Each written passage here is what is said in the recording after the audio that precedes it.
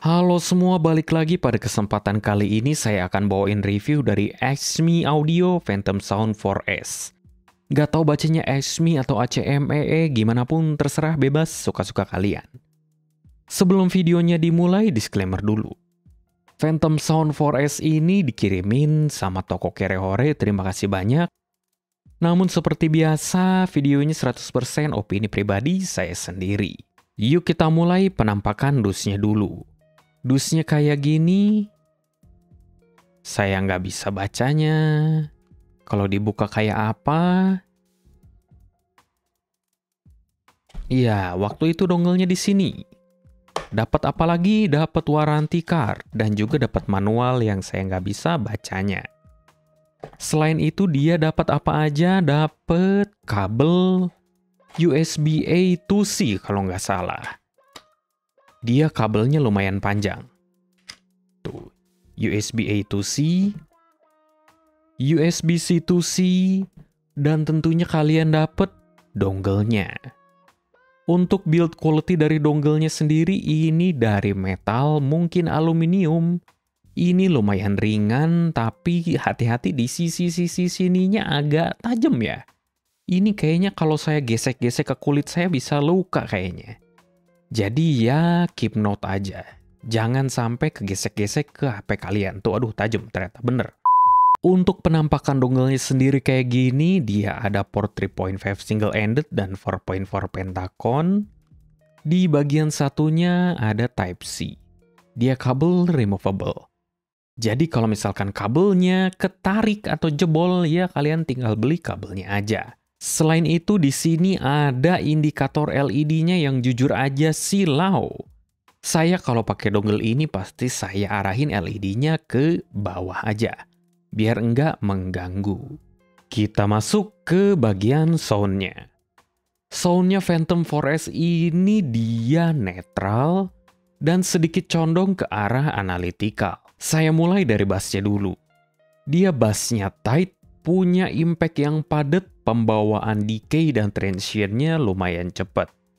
Untuk mid-range-nya dia tuh kalau di-compare sama dongle-dongle kayak Vio KA13, Truth Irsio, Moondrop Down Pro, dia terasa lumayan agak maju dan efeknya jadi kayak berclarity.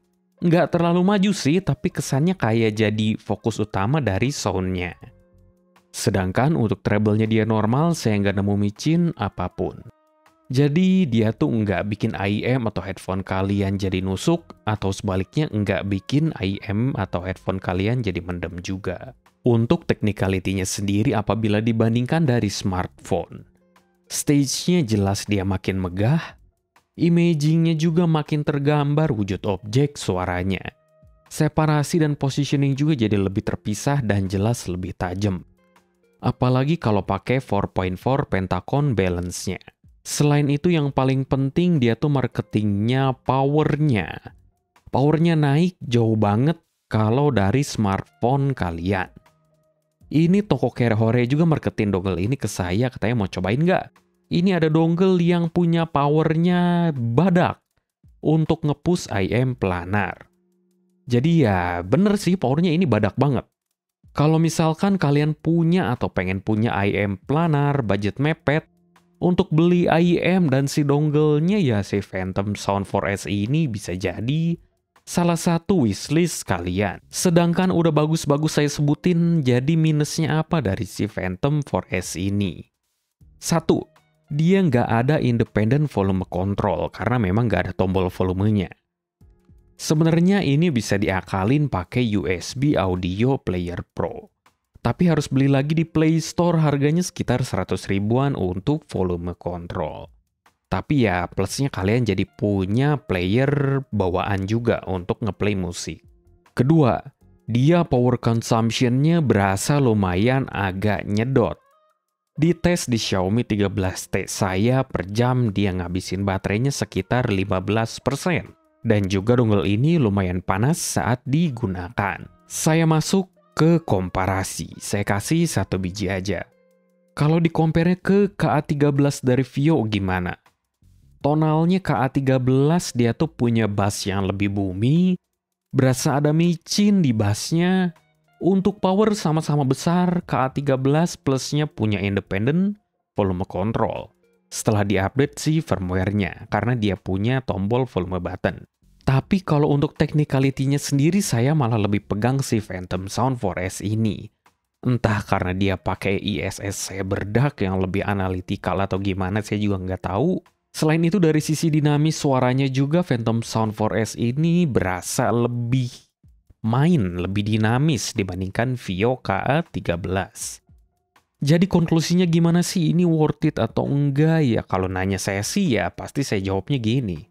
Yaitu jawabannya ada di kalian sendiri, kalian timbang-timbang apa yang saya jelasin.